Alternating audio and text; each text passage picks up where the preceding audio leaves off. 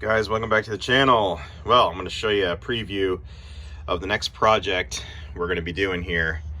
This is the original motor off of that key lawnmower restoration that I just did last week before.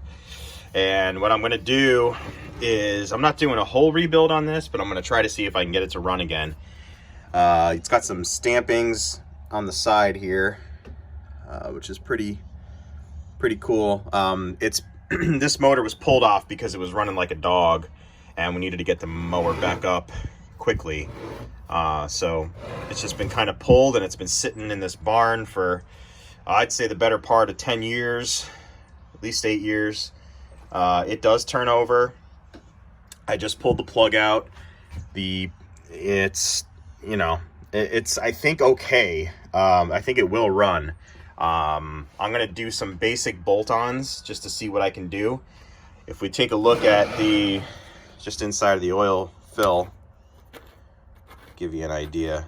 I mean, there's a lot of dirt and crust here, but it's pretty clean in there, which is good. So I'm pretty optimistic that this thing will start running again now. I'm debating on whether or not to do a whole rebuild on it. I'm not sure if I have the time to do it.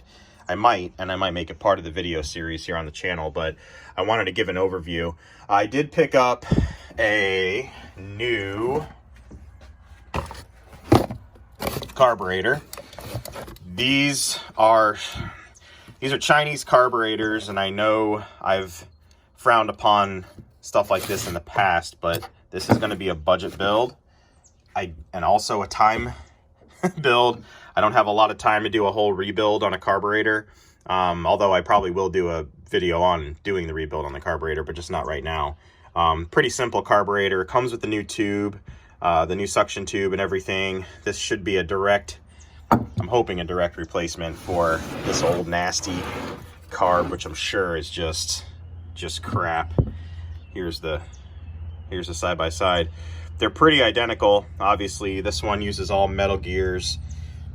This one's got all plastic on it. So I don't know. I may or may not reuse it. I'm not quite sure. I do have to reconnect the choke lever here.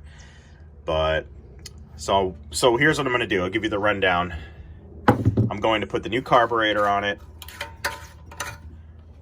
The gas tank isn't too bad. I'm going to definitely clean the gas tank.